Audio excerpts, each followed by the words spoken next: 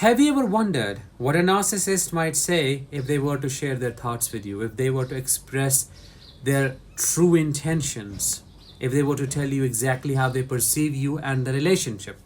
Well, they will never tell you any of this because if they did, they would lose you. And for these reasons, in this episode, we're going to talk about 5 things a narcissist would say if they were to be honest with you. But before we begin, it's my humble request that you subscribe to this channel, please, because your subscription always helps in spreading awareness about narcissistic abuse. Let's get started with number 1. My needs, my wants and desires are the only things that I care about. I do not care about yours. If I pretend to care about your needs, your wants and desires, it's because I want to have control over you. And by pretending to be caring, I get absolute emotional control.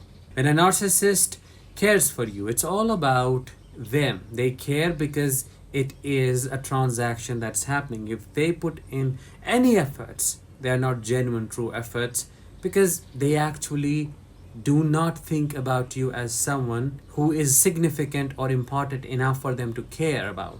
The only person they will ever care about is themselves, because that is what this grandiosity is all about. They think they matter the most. They are better than everyone else.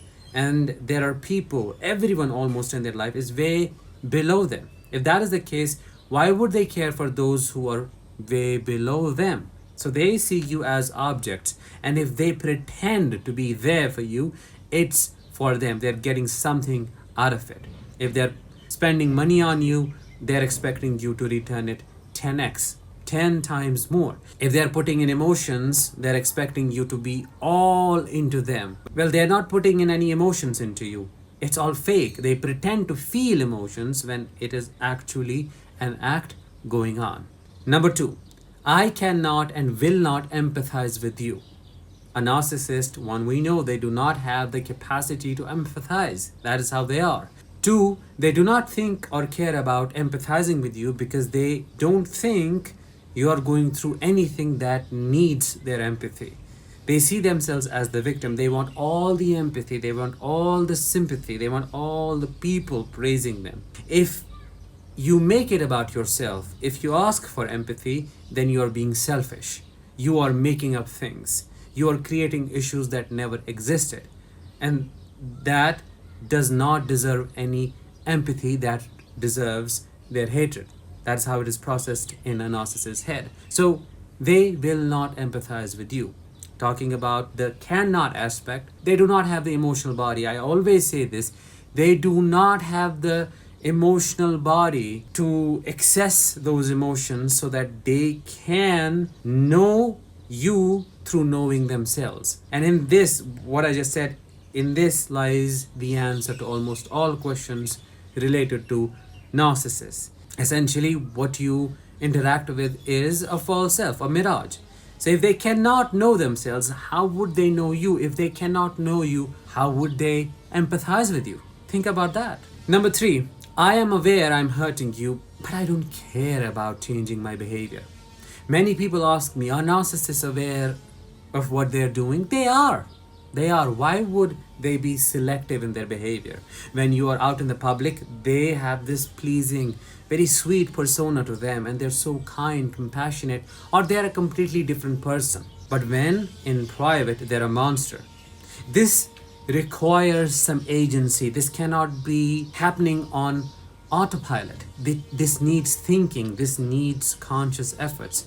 This needs in some kind of intervention. This needs a proper presence and awareness of the behavior they need to display to get a certain kind of response. So having that said, they know exactly what they are doing to you, but they do not care about it. In their head, you are the victim. Either you deserve it, or you made them do it, or something else happened and their actions were a byproduct of it. They were not in control. If you got hurt, it must have been your fault. They didn't play any role in any of that. If that is how they perceive you when you are hurt, why would they care about your pain? Quite the opposite. They see it as a nuisance, something they do not want to deal with, something that is making them feel irritated, something that feels like a burden. Come on, why do you have emotions? Emotions are nauseating. I don't have them. Why do you? You're weak. It reminds them of the weakness they perceive these emotions as. They run away from their emotions as if they were a plague. That's why when they see them in you, they hate themselves through hating you. Something very important to understand and to consider. Your emotions were never a burden. The fact that they treated them as a burden was a projection. It was a reaction to their own emotions, but they were projecting it on you. Number 4, I see you as an extension of myself and I value you based on how you reflect on me. I keep saying this again and again that you're nothing but an object to a narcissist. Being an extension means that you are a part of a narcissist they have created, and now this part is supposed to perform a specific function. That is what we call entitlement in action. They think they own you. Let's say it's a narcissistic parent and then their extension is their child. This child is supposed to do all the things the narcissistic parents was not able to do. They have to make up to the failures of this parent, and the narcissistic parents would want to live through the child vicariously, through their achievements, through their standards, through the things they do. They use this child as a reflection of their ideal image, the image they want to project in the world. If the child fails in any manner whatsoever to keep up with the standards set by the narcissistic parent, then the devaluation begins and the child is made the scapegoat. Even in romantic relationships, you as the partner, what is your function? Your function is to be the trophy wife, trophy husband, anything but a real partner. You have to bring in a lot of attention. You have to bring in a lot of admiration.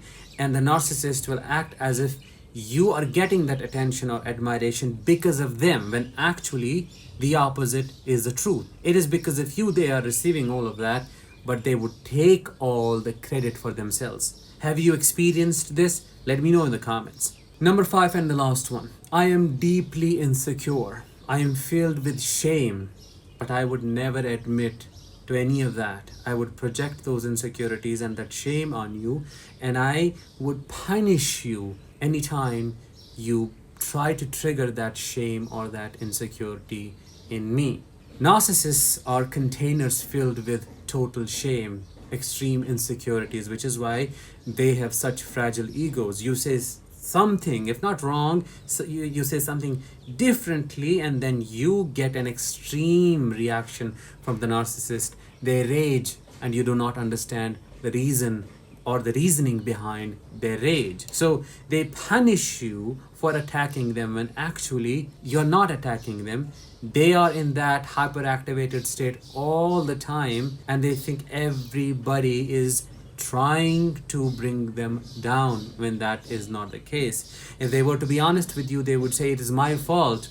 I am filled with insecurities. All the things that I abuse you for, that I belittle and humiliate you for, they're my insecurities. They have nothing to do with you. You are imperfectly perfect, but I cannot understand that concept. I need to be perfect, and because I am not, I will try to project all of this rottenness of mine onto you and will hypnotize myself into believing that it is not mine, it's yours, and then I'll hate myself through you, thinking that all this stuff here, this gooey, dark, rotten stuff, stinky stuff, it is yours. I have nothing to do with it, when it is my shadow, when it all belongs to me. But I am in a perpetual state of denial, and I will remain in that until the very end. So in a nutshell, we can say a narcissist can say a lot, and all of that could prove one thing: you were not the crazy one. You didn't have the faults they blamed you for having.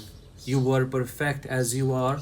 You didn't cause the problems they blamed you for causing. You were not the cause of all the chaos, turbulence, and disturbances in the relationship. They are the actual problem. They are the common denominator, and they have to work on themselves. It's not you, it's them. Having that said, I invite you to just look within and radically accept this. Truly understand that You have to let go of all the blames that you're putting on yourself. We're not abdicating responsibility here, no. We're just understanding that this is something that you don't have to take responsibility for. It's someone else's fault and it should remain with them. That was it for today's episode. I hope you found it insightful. If you did, please let me know in the comments. I'll talk with you in the next one. Until then, let the healing begin and continue.